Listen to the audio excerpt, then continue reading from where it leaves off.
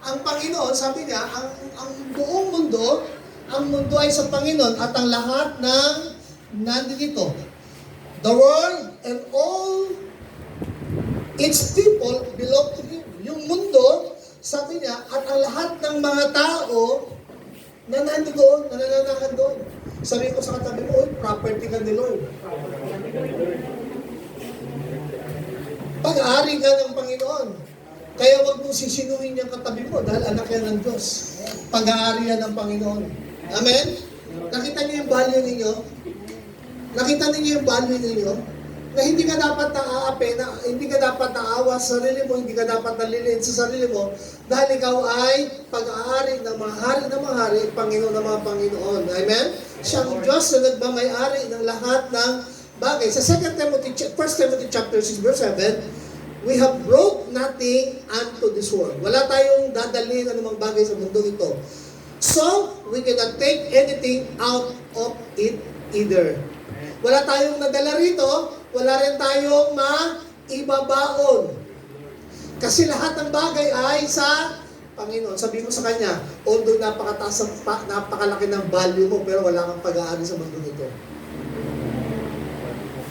Uy, parang nakakalungkot. Anak ako ng Diyos, sabi ko kanina, ako'y pag-aari ng Panginoon.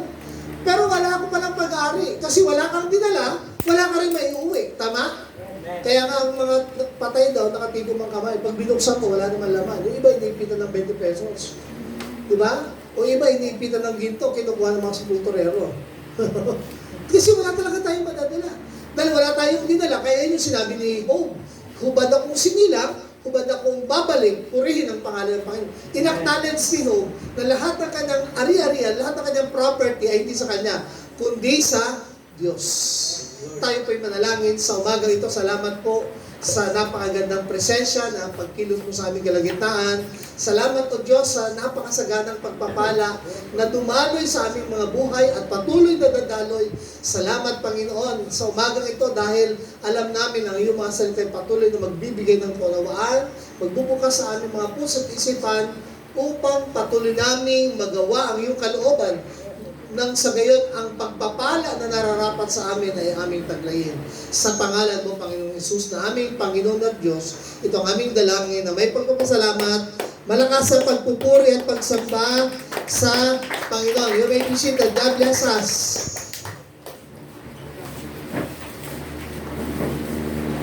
Sa Psalms 24, lahat sa Panginoon. Sinabi ni Pablo sa Timothy, wala kang dinala, wala ka rin iuwi. Kaya lahat ng pinagpagalan mo sa mundo ito, bago sa wala. At yan ang sinabi ng isang panta sa tao, walang kabuluhan ng lahat ng bagay. Dahil ako ang nagpakahirap, sabi ni Solomon, pero ang susunod na henerasyon, ang magmamana ng lahat ng aking pinagpagalan. Sabi niya, oh so what? Anong gagawin ko? Kundi mag-enjoy. I-enjoy ang buhay.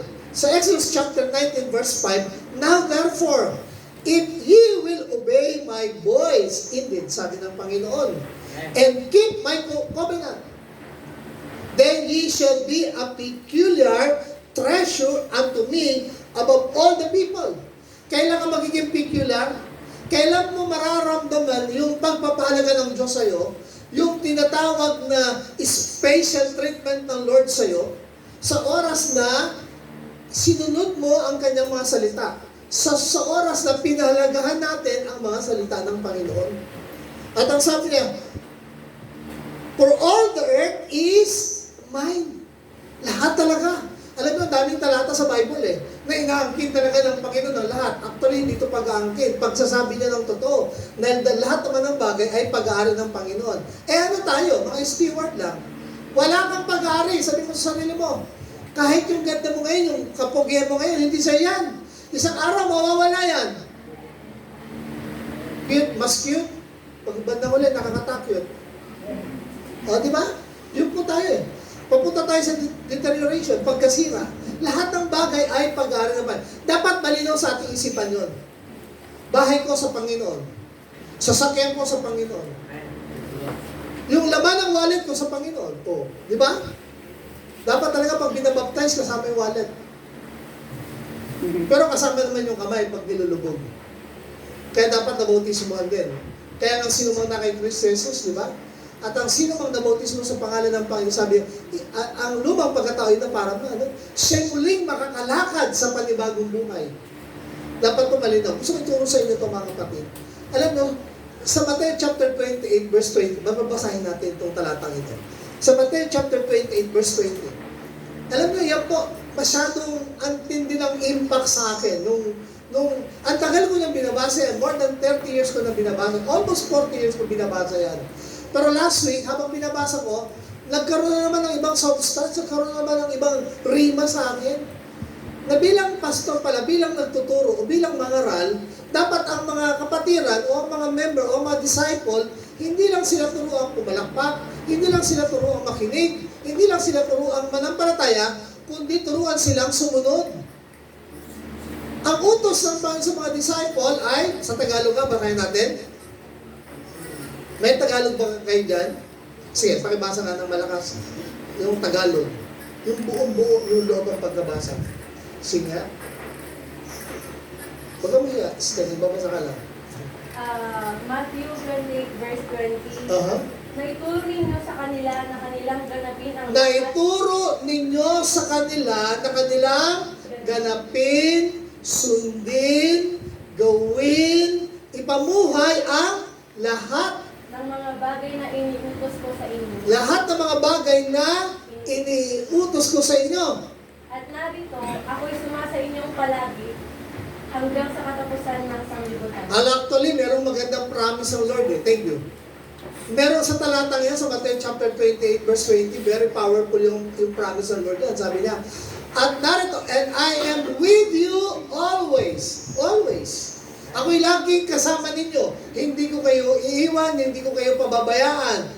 Saan man kayo pumaron hanggang sa katapusan. Sino ang gustong samahan ng Panginoon dito hanggang sa katapusan ng buhay mo?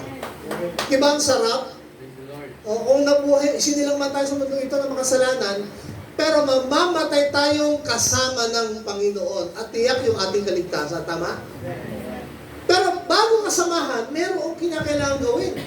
Yung itinuturo, dapat mong ipamuhay. Dapat sundin. Dapat nakikita sa ating buhay. Kaya ang salita ng Diyos, hindi lang pinananampalataya ng pinaniniwalaan. Ang salita ng Diyos, hindi lang dapat ipinapangaral. Ang salita ng Diyos, hindi lang dapat tinitreasure. Dapat sinusunod. Sabi mo nga sinusunod. Willing ba kayo sumunod? Oh, sabi mo nga sa katabi mo, alam mo, handa-handa na talaga akong sumunod. Kasi basahin niyo po ang Bible. Yung mga taong sinamahan ng Diyos, nagtagumpay sa kanilang buhay. Walang pagsubok, walang problema, walang kaguluhan, walang digmaan, na pinasok sila na hindi nila napagtagumpayan. Lahat pinagtagumpayan nila. Noong Israel, kasama nila ang Panginoon, napakaraming kalaban. 20,000, halos 5 bilang. Pero sila sa panahon ni Gideon, di ba? Ilan lang sila?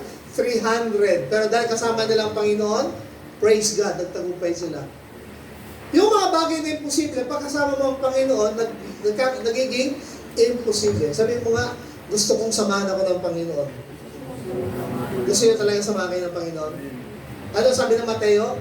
Ituro ninyo sa kanila na kanilang ganapin ang bawat bagay na iniuutos ko sa inyo. Dapat po ganapin. Are you willing na ba kayong gumanap? Yung iba kasi matagal na sa church, hanggang ngayon nag-iisip pa rin. Pastor, sandali lang, hanggang ngayon, nasa deciding moment pa lang ako eh. Hindi pa talaga ako nakapagpasya. Meron na akong pasya, dati 50, ngayon 60-40 na. Dapat di ganon. 100%. Naalala niyo si Mateo?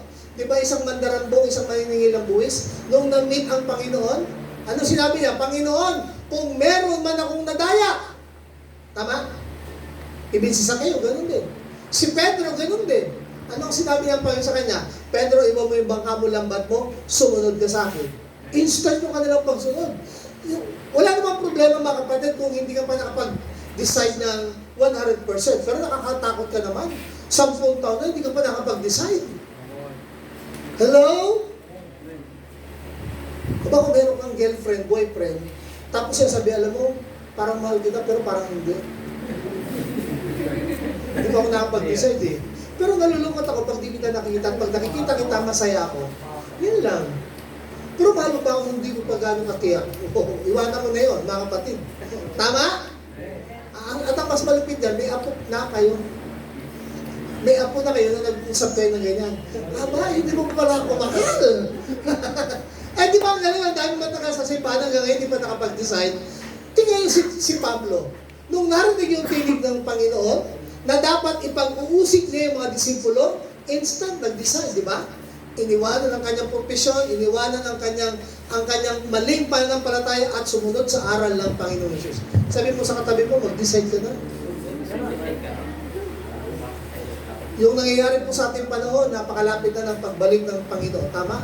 Pag kinausap natin yung mga senior citizen, pasensya na po kayo, malapit pa lang ako maging senior citizen. Yung mga 70 years old, kung tatanungin ninyo yung nangyayari, yung attitude ng mga tao nung panahon, nung 1960s, 1970s, nung 1960s, 1970s, kung ano ang mundo at ano ngayon ang nangyayari sa ating mundo, grabe na po. Tama? Grabe na. Peligro na yung ating panahon. Pero huwag kayo matapos sa digmaan. Ako nga, sabi ko sa church, alam niyo mga kapatid, minsan naisip ko, sabi ko doon sa isang pastor, nakaka-excite na magkaroon ng gera sa Pilipinas. Siguro ang sarap na pag may gera, may maghahagis ang China ng bomba, tatakbo ka rito. Dito naman, tatakbo ka na naman doon. Ang sarap, nakaka-excite.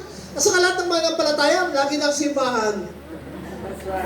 O, di ba? Sarap na merong lindol, na merong dilubyo. Bakit? Kasi yung mga mananampalataya, bumabangon sa lungga, lumalabas sa lungga, at sinasabi, Lord, handa na ako sumunod. Tingnan mo, pagkatapos ng pandemic, wala na naman.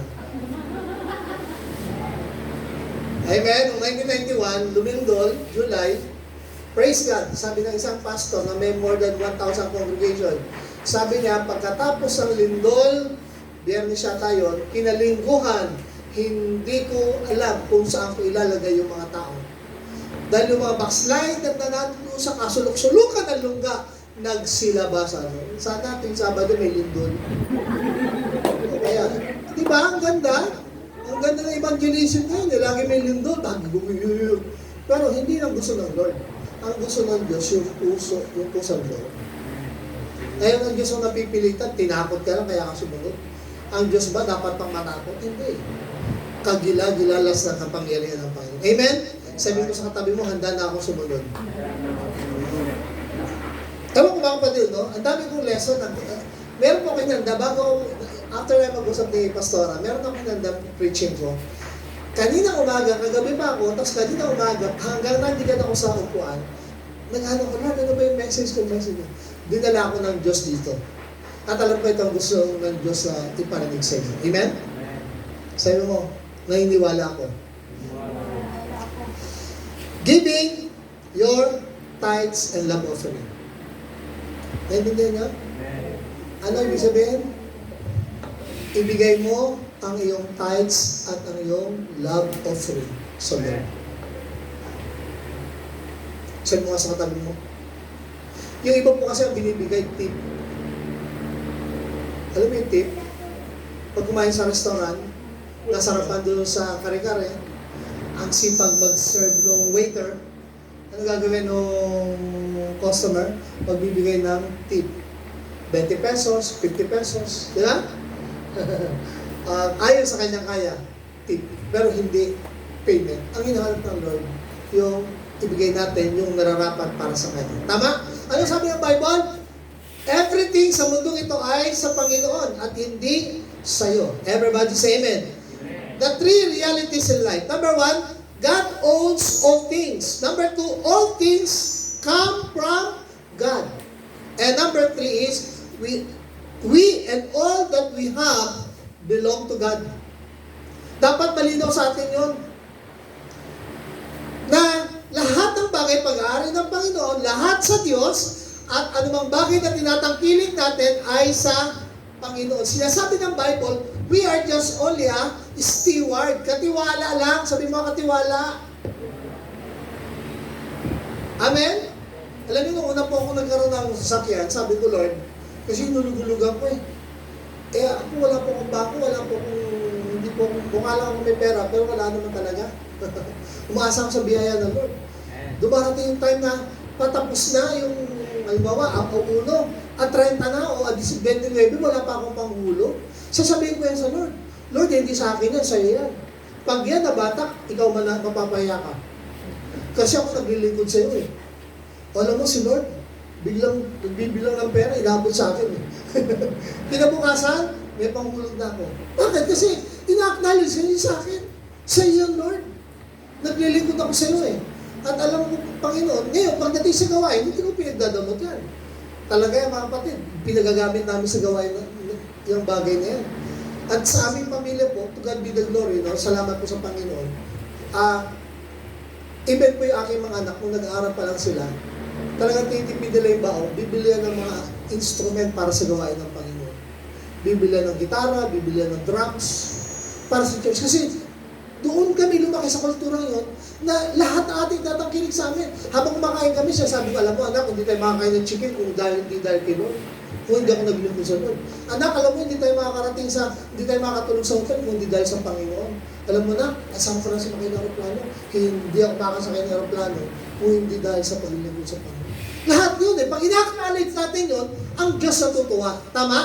Tingnan mo yung kapitbahay mo, binigyan mo ng ulam na hindi man lang in-acknowledge sa magpasalamat, binigyan mo pa ba? Hindi na, di ba? Nung inabot, nakasimangot pa. Ito na. Nilalagyan mo. Nakasimangot pa, galing pa. Sabi mo sa katabi mo, minsan gano'n ka.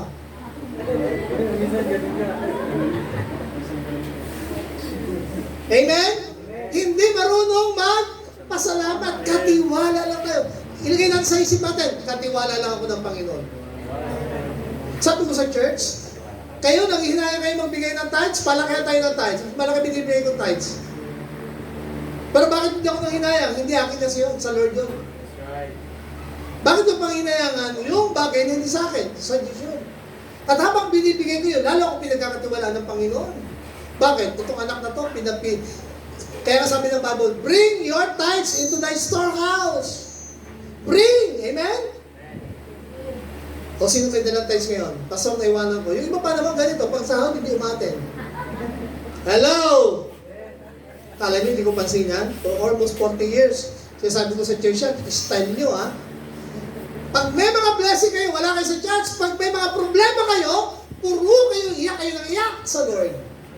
Minsan, naalala niyo si Pastor, pag may problema kayo, pag may happening, hindi nyo malang maalala. Tama? Oo. O ngayon po, Pastor's Month, niregaluhan nyo na yung pastor nyo. Binati lang namin pastor. Wow! Amen! Greeting is good. Pero mas maganda po yung merong cash. Alam mo yung, hindi naman, alam mga pastor, hindi man after sa recognition. Kasi nag-serve kami talaga sa Lord. Willing kaming mamatay sa paglilingkod. Pero huwag nyo naman padaliin. Palakpakan natin ang Lord. Yung iba pinadadali eh. Alam mo yung pastor namin talaga, nakaka-bless yan. Kasi handa talagang mamatayan para kay Lord. Talagang buhay yan. Patayin natin. Kinunsot eh. Paano hindi mamatay lahat? Tuwing may problema, naalala nyo ang church, naalala ang pastor. Magti-text, pastor, may problema po ako. Pastor, pwede mo prayer request. Pastor, may karamdaman sa ganito. Pastor, may nag-away kami. Pastor! Hindi ba lang magsabi, Pastor, may GCash number ka ba? Di ba? Meron bang ganon? Pastor, may GCash number ka ba? Pastor, ikaw sukat ang sapatos mo. Pastor, sukat ang baywang mo. Pastor, saan mo ba ang restaurant na gusto kumain na hindi mo pa nakakain? Nakakainin. Di ba? Amen? Everyone say amen. Huwag nyo isipin na binibigay nyo ang tithes ay para kay pastor nyo. Iburay nyo sa isip niya. Kasi may nagbigay ng 20,000 na tithes. Meron siyang bisita yung pastor that time. And then after nun, kumain sila si Jollibee. Kasi niyaya siya ng bisita niya. Nakababata yan nagsimba. Habang kumakain sila, eksakto dumating din yung pamilya nagbigay ng tithes ng 20,000. Bigla doon lumapit yung member. Sabi niya, Pastor, yan na ba yun?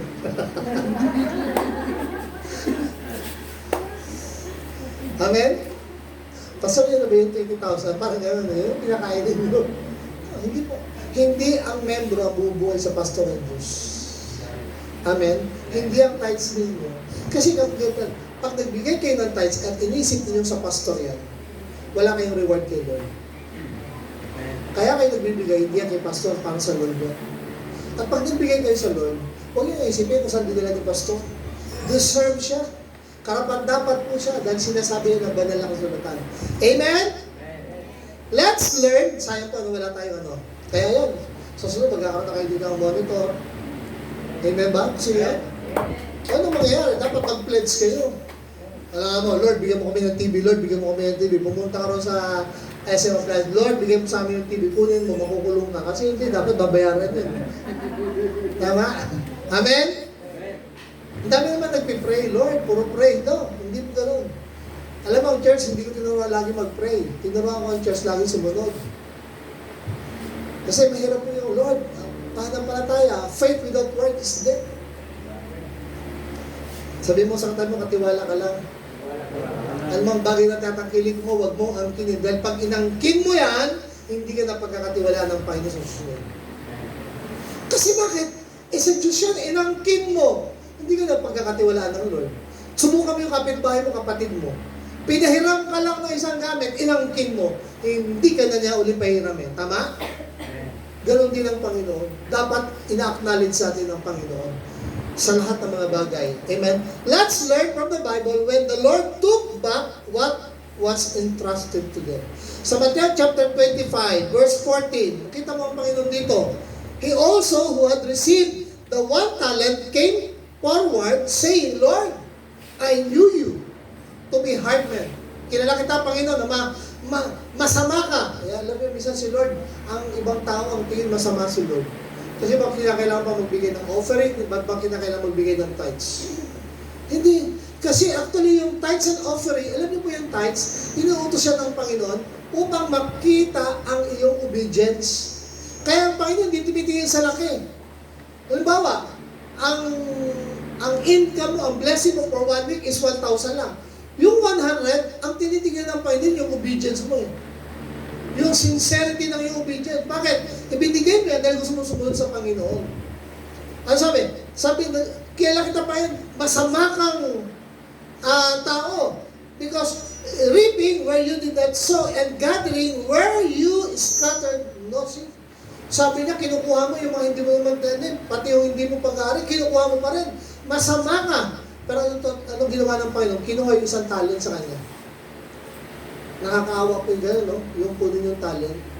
Sabi ko nga sa inyo kanina, sa church po, may mga pumasok doon, napakahirap. Pupunta yan natin sa church yan, gutay-gutay ang damit. Minsan, hindi pa nakaligo. Oh, kamusta kayo? Basta naputulang kami, basta wala kaming tubig, basta wala kaming ilaw. Makikita mo sila talaga, mapupunta, mapapayat kasi kulang talaga sila. Pero nagtiyaga. Every Wednesday atin yan, every Sunday atin yan. Pag walang pamasayan sa gawain sa gabi, maglalakad yan. Medyo malayo-layo po. Mga 3 kilometro lalakarin, 4 na kilometro. Lakarin lang nila yan para makadalo. Pero ang Diyos talaga hindi libo. Dahil pinagpapala ng Panginoon ang katapatan ng bawat isa. Amen? Tingnan niyo po. Ang salita ng Diyos ay nagtuturo sa atin na mga bagay na dapat natin gawin na matuwid sa Panginoon. Sa Leviticus chapter 27 verse 30. Leviticus 27 verse 30. All the tithe of the land. Hello, sabi mo, tithes. Ika po. All the tithe of the land, whether of the seed of the land or of the fruit of the tree, is the Lord's. Ano sabi? Lahat ng ikasampung bahagi sa lupain, maging ito ay tinatawag na bunga ng mga punong kahoy or maging bunga ng mga pananim, ay sa Panginoon. Ano sabi niya? It is holy unto the Lord. Yung tithes pala, yung 10%, holy yan, banal yan. Hindi yan sa atin, kundi sa Lord. O mga estudyante, pastor, kailan ako magta-tithes? Pag may trabaho na hindi, habang estudyante pa kayo, matuto na kayo. Yung baon niyo, lagay niyo ng tithes. Eh, mano yan, kung 50 pesos yun, tapos lang yan. Eh, mano kung piso lang yan, go! At least nakikita ng Panginoon na willing ka at good steward ka. Dahil ang pinagkakatiwalaan ng maliit pinagkakatiwalaan ng malaki. Palakpakan nga natin ang Panginoon. Pero mo, siyam sa'yo, isa lang sa Lord. Hindi mo pa maibigay, kung magbaliktad kaya, sa Kanya yung siyam, isa sa'yo, di alam ko nagreklamo. Bakit? Merong promise ang tithes, kasi alam ng Panginoon, mahirap ibigay. Sa Malakay, chapter 3, verse 10, anong sabi? God teach His people to give, bring your tithes. Sabi nito, bring all the tithes into the storehouse, so that there will be enough food in my temple. Upang merong sapat na makakain, upang merong sapat na mga gastusin sa mga pangailangan. Amen? Amen. Ano ang pangako? Tingin nyo po, merong pangako. Sabi ko sa inyo, sa Bible interpretation, anything na mahirap sundin, nilagyan ng Panginoon ng reward. Ano pang utos ng Panginoon na merong reward? Mga anak, sumunod kayo sa inyong mga magulang. Dahil ito ang utos sa may kalakip na pangako. Hahaba ang inyong buhay at kayo'y magiging masagana. Bakit merong pangako ang pagsunod sa mga magulang? Dahil mga magulang, umamin tayo, mahirap sumunod ang mga anak. Tama ba mga nanay? Nandiyan sa likod? Mahirap ba pong sumunod ang mga anak? Lalo ngayon. Nag-uutos ka pa lang, binabalik na sa iyo yung utos. Noong araw, tignan ka lang ng magulang, nanginginig ka na. Ngayon, lumuwa na yung mata mo, wala pa rin. Walang effect, maputol na yung litin mo. Tama? Kaya po bakit may utos? Kasi may mga anak na ang hirap sumunod sa magulang. Kaya nga ito nilagyan ng pangako anak, sumunod ka. Kasi yan ang utos sa may kalakip na pangako. Bakit nilagyan ng pangako ang tithes and offering? Dahil alam ng Panginoon mahirap. Sabi mo, amen? If you do, says the Lord of heaven, sabi niya of the armies, I will open the windows of heaven. Sabihin mo, for me. Turo mo yung sarili mo. Grabe, may bless ka. Bubuksan ng Panginoon yung mga durawan sa langit. Para ikaw ay pagpalain. And I will pour out a blessing so great you won't have enough room to receive it in. Para wala kang, sabi niya, yung pagpapalang dadaloy sa'yo, walang sapat na silid na kalalagyan. Sabi mo sa katabi mo, grabe, yayaman ka na. Ibibless ka na ni Lord. Tama ba? Sino gusto umulad ang buhay? Hindi mo gusto yung pagpalagyan ng Panginoon? Ha? Di ba, sarap na meron sa mga malaking bahay? Amen? Nangangarap ba kayo minsan yung gigising kayo sa umaga? Yung sasabihin sa iyo nung kasama sa kasambahay mo, Sir, Ma'am, the table is ready for breakfast. Diba? Sarap ng ganun Amen?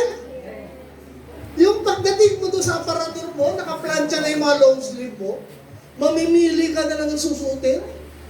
Hindi yung kukuha ka pa sa labahin, lalabas mo pa, pagpagin mo pa. No? Pagbukas mo ng rep, nahuhulog yung mga ubas, yung mga pasas, yung mga grapes. Gusto niyo ba yun, mga kapatid? Pag pupunta ka sa grocery, meron kang malaking pushcart. Di ba, punong-puno? Gusto niyo ba ma-experience yun? Alam mo, mga kapatid, meron pangako ang Panginoon. Kasi, sabi nga niyan, ibubuksan niya mga durawan sa langit at ibubuhos ang pagpapala sa iyo na walang sapat na silid na kalalagyan. At ang sarap mag-evangelism kapag meron blessed ka ni Lord. Ang sarap magyaya. Anong mangyayari? Magkakaroon ka ng influence sa community. Doon sa mga kamag-anak mo, magkakaroon ka ng authority. Aminin natin sa hindi. Sa pamilya, ang may authority, ang pinakikinggan yung merong... Tama ba? Yung malakas ang boses, yung merong... O sandali, hintayin natin si Bunso. Kasi siya yung final say. Bakit si Bunso ang final say? Hindi yung panganay. Kasi yung Bunso... Amen? Tama ba po? Gusto natin lumago tayo? Kasama po yan sa paglago Kasi ka mawiwitnessan ng mga tao sa... Kaya nga si church, sabi ko sa kanila, Kung iniisip mo ikaw yung pinakamahirap, kung iniisip mo ikaw yung walang pag-asa, magpakatapat ka sa Panginoon. Dahil makikita ng mga tao sa paligid mo na ikaw dating walang pag-asa, na ikaw ay walang pag-asa umulad, pero nang ikaw ay maglingkod sa Lord, pinagpala ka, makikita ito, mawiwitnessan na nila ng kanilang mga mata, at mapapatunayan nila na ang Diyos na pinaglilingkuran mo ay buhay at totoo ang kanyang mga pangako. Tama? Amen! Eh ngayon, yung kapitbahay mo ngayon, pag in-invite mo, sasama na yon. Eh bakit? Naka-Fortuner ka eh. Tama ka naman, no? Punta tayo sa church. Nakasakay sa Fortuner. Nakasakay sa Hiace. Tama? O, tapos pagkatapos, papajollibee mo pa. So, susunod yun, sasabihin nun, sa linggo, sasama uli ako. Palakpakan na natin si Lord. Sinabi ng Bible, the wealth of the unjust, the riches of the world is for us. Sabi mo sa tabi mo, para sa'yo. Gusto talaga ng Diyos na yumaman ka eh. Eh ano mangyayari pag mayaman tayo? Di, alis na kayo rito. Magpapatayo na kayo ng malaking simbahan na merong mga parking, tama? Amen? Amen. Eh kailan mangyayari yan? Pagsunod. Hindi mangyayari yan sa isip. Hindi mangyayari yan sa design. Dapat merong decision. Sabi mo nga decision? Bring your tithes into the storehouse. Ha? Giving tithes, tithe to God is acknowledging that everything you have is from the Lord. Sa Lord yan, hindi sa akin. Kaya yung tithes, hindi dapat yung pinanghinayangan. Huwag kang awit na nangihinayang ako sa tithes. Minsan pa naman, pag 10 piso lang ang tithes, madalang ibigay. Pero to be true, kahit 10 pesos, kapag hindi ka natutong mag-tithes, mahirapan ka ibigay 10 piso. Eh lalo na kaya kung 1,000 ang tithes mo, paano kaya kung 10,000? Paano kaya kung 1 million? Di ba? Kaya mo pa kaibigay yung 1 million? Daming Jollibee kakainin ni Pastor. Baka ma-high blood. Hindi ako yung Pastor para magamit sa gawain ng Panginoon. Everybody say amen. Tingnan niyo po, Deuteronomy chapter 16 verse 17. Bawat lalaki ay magbibigay ng kanyang kaya ayon sa pagpapala na ibinigay sa iyo ng Panginoon mong Diyos. Bawat lalaki, lahat ng lalaki, ipalakpak na malakas ang kamay. Yung siguradong lalaki.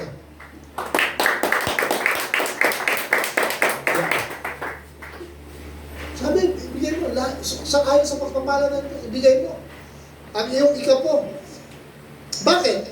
Tingnan, Kawikaan chapter 3 verse 9-10. Parangalan mo si Yahweh sa pamagitan ng iyong mga kayamanan. Eh, paso wala pa akong kayamanan, magsimula ka. At muli, sa iyong mga pinakamainam na ani, ang binibigay sa Lord, yung pinakamainam. Yung pinakamaganda na offering. Oh, church, makinig kayo maigi. Huwag po kayo magbibigay sa Lord na walang value. Huwag kayo magbibigay sa Lord. Ang sarap ibigay sa Lord, yung merong, wait, one time po testimony ko, mga 10 years ago, or 8 years ago, bago ako magkaroon ako ng sasakyan, kung nakita yung kotse kong pula, kung nadala ko yung dito, yun natin, una kong dala rito yung pulang kotse. Yung gamit ko ni Pastor Benz. Sa kanya na ngayon. Bago yun, humingi. Meron pong maliit na business, buy and sell lang. Nag-try lang ako. Exact, nakabenta ako ng more than 20,000 nasa wallet ko. Umatin ako ng conference, hindi ko nabitawan sa bahay. Hindi ako nagdadala kasi, hindi ko naiwan sa bahay. Pagdating ko ng conference, grabe. Alam mo, pag mag-offering tayo, di ba, kinukuha mo na yung pinakamaliit, di ba? Tama? Amen? Kaya mo pa umemil, ha? Inahanda mo na yan eh. Mamaya kasi magkamali ka ng dukot eh, kaya handa mo na, okay na to, pay na to. Sabi ng MC, kung ang hawak ninyong ibibigay, nararamdaman yung iyon na yung the best offering sa Lord, ibigay nyo po. Pero kung hindi pa, kausapin nyo ang Panginoon. Sabi ng Lord, anak, maliit yan para sa akin. Alam mo mga kapatid, yung lamang kong wallet ko na more than 20,000 part ko ng testimony ko. Nagtira lang ako pumasay pa uwi. Alam mo, sabi ng sarili ko, nag-uusap, nagtatalo si Romel eh. Saka si Dison eh. Sabi ng Romel, bakit di mo pa kasi iniwan niya sa bahay? Sabi naman ni Dison, dapat itong ibigay sa Panginoon. Sabi ni Romel, minsan ka lang makahawak ng ganyan, madadali pa yan. Sabi naman ni Dison, lahat ng bagay para sa Panginoon. Bakit? Binigay ko talaga. Pagbigay ko, Pew! Bye-bye.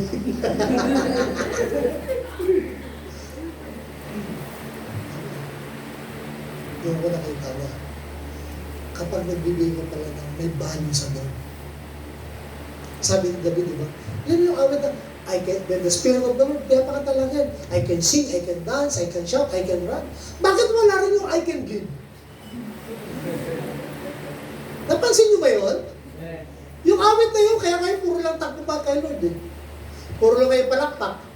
Puro lang sayaw. Puro lang awit, tama? Puro lang singaw, Lord, pagpalain mo ako. Puro shout eh. Bakit wala din yung word na I can give like David? Bakit wala? Kasi yung author nun, hindi rin nagbibigay siguro. Si David, ang kanyang principle, ayaw ko magbigay sa Panginoon that cost me, I will not offer unto Him that cost me nothing. Pag nagbibigay si David sa Lord, ang susi niya, yung merong value. Kaya pag magbibigay po sa Lord, yung minsan iba excuse me po kasi minsan may natiso dito, sabi ko, iba nagbigay na 5 piso. Pinaka the best offering niya, natiso na, hindi na umatin yun. Sabi niya, si Pastor, kung nagbigay ako ng 5 piso, bakit? Nakita ko na 5 piso binigay niya. Natapat lang. Hindi sa magpasalamat na correct, natisod. Di ba? 20 pesos isang linggo para kay Lord. Yung anak mo, bigyan mo ng 20 pesos isang linggo. Tignan ko lang kung di sunugin yung bahay mo. Nay! Tayo, 20 pesos isang linggo? Saan ito makakarating? Yung corneto po, 10 years ago, commercial yun. 20 pesos pa nun yung ice drop. Ngayon po, 35 na. 50 na. Wala nang mararating ang 20 pesos. Pero pag nagbigay kay Lord ng 20 pesos, parang, wow, Lord, salamat, bless mo ako. 20 pesos kay Lord, no? Aralin po natin, magbigay ng Lord the best. Palakpakan natin ang Panginoon. Kasi sinasabi ng Panginoon kasulatan, sabi niya, sa gayon man, sabi nito, yung pinaka-mainam na handog ang ibibigay, siya ay iyuring handugan. Sa gayon, kamalig mo ay lagi niyang aapawan. Tingnan mo, sabi ng Panginoon pag binibigyan mo ang Lord ng tinatawag ng pinaka-mainam, yung kamalig mo, laging aapawan. Sisidlan mo ng inumin ay kanyang hindi matutuyuan. Ganun ang Panginoon. Yung kamalig mo pupunuin, yung sisidlan mo ng yung mga alak ay hindi matutuyuan. Pagpapalain ka talaga ng Panginoon. Di ba ang sarap ng ganun? Na hindi ka natatakot, hindi ka na-stress. Alam mo, sinusunod mo ang kalooban ng Panginoon at pinibigay mo yung para sa Kanya. Malakay chapter 3 verse, obeying God, tingnan nyo disobeying God brings curse, sumpa. Pag sinunod mo, pagpapala, pag hindi mo sinunod, susumpahin ka. Naintindihan niyo ako mga kapatid? Naintindihan niyo pa ako? Hindi pa kayo galing gutom. Sabi ng Malakay chapter 3 verse 9, sinumpa kayo ng sumpa, sapagkat ninakawan ninyo ako ang buong bansa sa inyo. Yung hindi pala magbigay ng tithes pag nanakaw. Amen? Sabi ng Panginoon Alam niyo po, pag binasa niyo po Malakay, kinompronta ng Diyos ang mga Israelita dahil sa hindi nila pagbibigay ng ikapo. At alam niyo, pag inaral natin yung history, mula sa Malakay, nagsara ang templo, iniwan ng Diyos ang mundo for more than 300 years. Dahil ang mga tao, hindi nagbibigay ng kanilang ikapo. Kasi tingnan nyo, paano ulan ang church? I-bless natin ang church. Di ba? Habang binibless mo ang church, binibless ka ni Lord. Nakuha ninyo? Habang good steward tayo ng Panginoon, lalo kang pinagkakatiwalaan ng Panginoon. Di ang ganda eh. Ang Diyos napakainam eh. Bakit? Yung 90, iiwan niya sa'yo, pero 10 lang ang dadalhin mo. Maramot ba ang Lord? Masama ba ang Panginoon? Saan ang galing ang buhay mo sa Lord? Saan ang galing ang pag-ingat mo sa Lord? Yung buhay mo, kalakasan mo lahat yan sa Lord.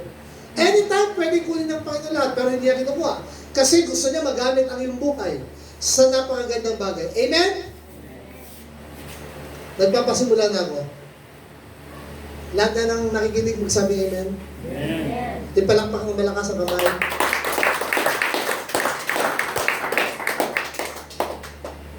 Number 1, mahirap po magbigay sa Lord kapag hindi mo naibigay yung sarili mo sa Panginoon. Give yourself to God. Ibigay mo yung sarili sa Panginoon. Ibigay mo. Di ba po yung part ng testimony ko? Kasi po mahirap talaga kami. Kaya yung mga anak ko, pinilit ko mag-aral ng maayos.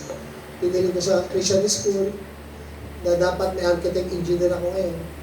Pero nung pumasok sila sa ministry, na-frustrate ako, to be honest eh. For 3 years, nagdidebate kami ni Lord. Ganun po. Ewan ko bang kung maintindihan niyo ako sa part na yan. Nagano kami talaga, nagtatampo ko kay Lord. Umiiyak ako kay Lord. Siya sabi ko sa Lord, Lord, unfair ka naman. Malakas pa ako, kaya ko pang magpastor. Yung dalawang kong anak, kinuha mo kasi laro ng Bible school. Ngayon po, para nagpapastor. Di sana mayaman ako ngayon, di ba? May architect ako, may engineer ako, may doktora ako. Di ba? Sana mayaman ako ngayon. Amen? Sana pakuya-kuya-kuya lang ako ngayon. 10 years ago, yan yung nasa mind ko. Kaya talaga pinag-aral ko sila, gano'n yun yung pinagpipray ko na Lord. To God be the glory, nakapasok sila sa PUP, nakapagan sila. Pero nung 4th year na yung panganay ko, kasi 5th year ang architect eh. Nag-decide na siya mag-aral ng Bible school. Hindi na ako pinakinggan kasi naramdaman nila yung tawag ng Lord. Tapos yung bunso ko, at that time, going to 4th year din, engineering din, para sa PUP, para sila nagsabay. Ngayon, ayaw ko naman sabihin yung isa, ayaw ko sabihin, hindi, ikaw, magtuloy ka ng pag-aaral mo, ikaw, mamaya sabihin ng anak ko, may paborito ako, bakit yung isang pinagbigyan ko, yung isa hindi ko pinagbigyan. Kaya sabi ko, mag-usap kayo dalawa, isa lang sa inyo mag-aaral sa Bible school, hindi umiimik yung dalawa. Umiiyak na ako mga kapatid. Pero ako yung tatay, dati pag pinatawag ko sila umiiyak sa akin. Pero sa panahon na yun, nung pinatawag ko sila, nag-usap ko, ako umiiyak. Anak, malakas pa ako, kaya ko pang magpasto. Mag-aral mo na kayo kasi gusto magpayaman mo talaga. Mga kapatid, sa totoo, to be honest, gusto magpayaman, pero hindi sa ministry. Gusto ko yung mga anak ko maging successful sa buhay. Kasi hindi ako successful sa larangan ng mundo, hindi ako nakapag-aral. Kaya gusto ko silang, ang hirap mo na hindi nakapag-aral, di ba? Malalaitin ka, ang dami kong panlalait na hinamak. Maging mga kasama ko sa simbahan, ang dami kong, kahit mga leader ko. Salamat nga sa Lord, pre-deserve ako ng Panginoon. Eh. Kaya ako nagpapasalamat sa Lord kasi pre-deserve niya ako. Kasi kung hindi ako nakulagpos, hindi niya ako pre-deserve, yung lalaitin ka, yung para bagang diyan ka lang lagi sa sulok, hindi ka bibigyan ng privilege. Pero ako lagi umiyak sa Panginoon. Kaya nung time na yun, 2 years, more than 2 years, alam ng kongregasyon, nakikipag-debate ko kay Lord. Sabi sa akin ng Lord, isa lang sinasabi sa akin ng Lord sa akin, anak, anong gusto mo? Kunin ko na yung dalawa? O dyan pa sa'yo? Sabi ko, sige Lord. More than 3 years po yan. Almost 3 years yan na nagdidebate kami ni Lord. Na bakit niya nilagay sa puso ng mga anak ko na mag-aaral sa Bible School. But ako naman ngayon po, natanggap ko na masaya na ako na nasa ministry sila. At sinabi lang ng Lord sa akin, anak, ako bahala magpuprovide ng pangailangan.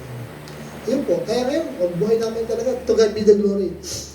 Give yourself to God. Ibigay mo yung buhay mo sa Panginoon. Kasi pag hindi mo binigay yung buhay mo sa Panginoon, mahirap ibigay yung bagay na meron ka. Malalaman mo, kaya sabi ng Panginoon, sa bunga makikilala niyo sila. Paano mo malalaman yung isang tao fully surrender to sa Lord? Sa oras sa kaya na ibigay ang kanilang mga kaloob sa Panginoon. Second, give as God has prospered you. Kung paano ka pinagpapala ng Panginoon, doon mo ibigay yung nararapat para sa Panginoon. God loveth, di ba sabi ng Corinthians, God loveth a cheerful giver. Alam niyo ba po, nung naintindihan ko yung verse na yon, pag ikaw pala nagbibigay ng masaya, hindi ka nakakontento na makapagbigay ka lang. Tama? Ibibigay mo more than doon sa alam mo magbibigay sila ng kasiyahan. Kasi iba, basta na lang makapagbigay. Pero yung taong masayang nagbibigay, ibibigay niya yung pinaka-the best na offering. Tama? Hindi ka papayag na makapagbigay ka lang. Hindi. Ibibigay mo yung pinaka-mainam na kaloob. Ibigay mo sa Panginoon. Sabi ng Corinthians 16 verse 2, nakinig pa kayo, tuwing unang araw ng Sanlinggo, bawat isa sa inyo ay maglagak ayon sa naging pagpapala niya. Magtatabi ka sang-ayon sa pagpapala niya. Eh, anong araw kasi? Napakaganda sa Pilipinas, ang sahod Sabado. Kaya pag linggo, may bibigay yung tithes and offering. O di kayo iba kay Senos katapusan. O kung hindi ka man nakadalo, pero dapat ibibigay mo pa rin yung sa'yo. Kasi hindi sa'yo yan eh. Tama ba? Halimbawa, may pinadala sa'yo isang tao ng pera. Eh yung pagbibigay mo, hindi kayo nagkita. Hindi mo na ba ibibigay yun? Di ba? Ibibigay mo pa rin. Kasi hindi akin to. Yung iba ganun po eh. Pag umabsent, hindi ibibigay yung tithes. Hindi ganun. Anything na tithes, hindi yan sa'yo, kundi sa Panginoon. Amen? Give systematically. All the tithes of the land. Everybody say amen. Whether of the seed of the land or of the fruit of the tree is the Lord's. It is holy unto the Lord. Para sa Panginoon yan. Itong tithes na to para sa Lord. Itong tithes na to para sa Lord. Kaya pag ano pala, tatabi mo na yung tithes mo eh. Saka pag maghulog kayo ng tithes, huwag nyo kayo hagis. Joke ko election, 3 points. Dapat po 2 kamay. Bago ibigay yan, galing ito. Lord, salamat po sa pagpapalang ibigay mo at tanggapin mo po yung nararapat na para sa iyo. Kasi yung blessing ng Lord, grabe mag-overflow sa iyo yung pagpapala ng Panginoon. Amen? Give cheerfully and give cheerfully. Sinasabi ng 2 Corinthians 9:7. And last, give wisely. Sabi mo nga, magbigay ng may karunungan. Pantas dapat. Magbibigay ka sa Panginoon. Mga estudyante, habang baon nyo, kantasan nyo, para i-bless kayo nyo. Tapos mga magulang, sinasabi ko po sa inyo, ipakita ninyo sa inyong mga anak kung nagbibigay kayo ng inyong mga kaloob para sila'y matutuloy. At ito napakaganda eh. Pag pinagpala ng Diyos ang magulang, hindi lang yung magulang pagpapalain, pati yung mga anak. Eh ang pagpapala ng Panginoon, mula sa iyo, susunod hanggang sa ika-4 na henerasyon. Diba ang sarap? Sa lahat ng pagpapala ng Diyos, hindi lang ikaw tatamasa. Mula sa iyo, una, pangalawa, pangatlong generasyon, pagpapalain ng Panginoon. Eh, yung anak mo, naturuan mong magbigay, pagpapalain din. Yung anak niya, pagpapalain din. Yung apo niya, pagpapalain din. Hanggang sa susunod na, at makikita niyong maluwan ng inyong buhay. Promise, mga kapatid.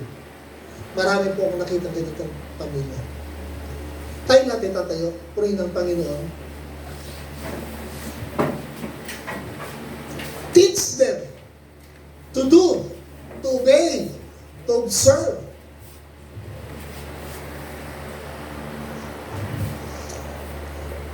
Hindi po namin ito pinag-usapan ni Pastor.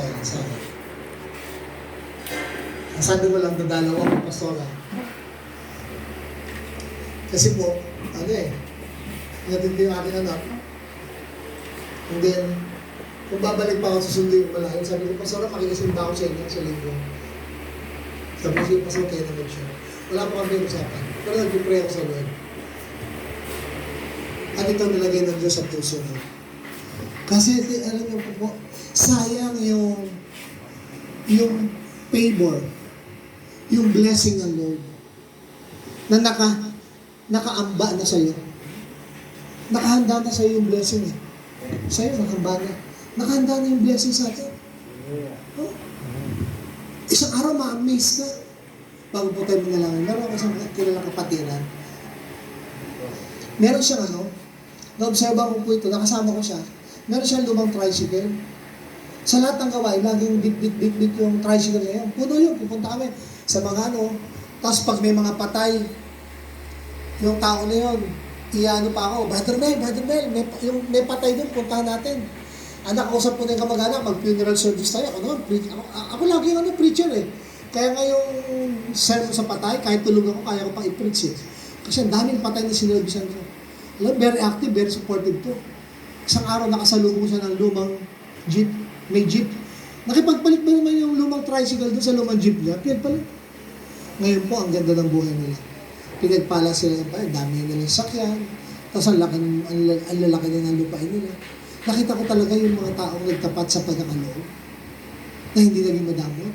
Sabi ng malaki, binuksan talaga ng Diyos ang mga durowan at ibinuhos ang pagpapala. Dahil ang taong sumusunod, mas lalong pinagkakatiwalaan ng Panginoon. Kaya challenge you, brother and sister, kung hindi man tayo nagbibigay ng kaloob ng ating mga tayo sa mga nakaraan, huwag niyo pong sanayin na tip. Kasi ano ibig sabihin tip? Hindi siya 10% ng iyong income. Ang tawag po dyan tip. Kasi ang hiningi ng Panginoon, 10%. Sa 1,000, that is 100. Sa 10,000, that is 1,000. Sa 1 million is 100,000. Sa 10 pesos is piso. Tama? Yan sinabi ng Bible eh. May pangako ang Panginoon. At gusto kong sabihin na huwag mong sayangin ang napakagandang favor, yung opportunity, yung blessing na reward ng Panginoon sa mga sumusunod. Hallelujah. Alam niyo ang ministry ito?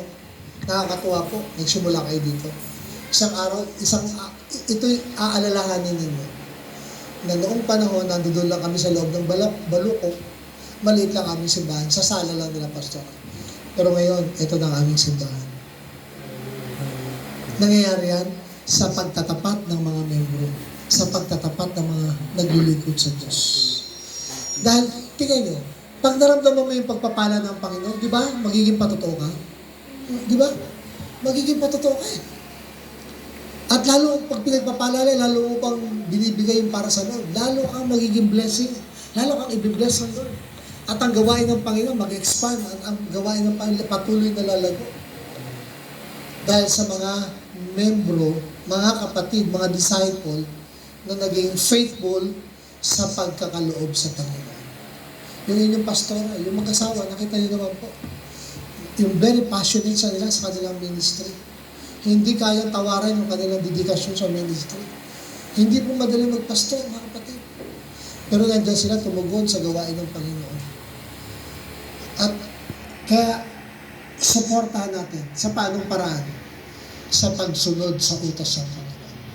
Ang pagsuporta sa woman of God na inilagay ng Diyos sa inyo ay pagsunod sa utos ng Panginoon. Hindi nyo ito ginagawa sa tao, kundi ginagawa niyo sa Panginoon. Amen ba? Amen. Praise God. Meron tayong ano ngayon. Tayo po'y mananalangin.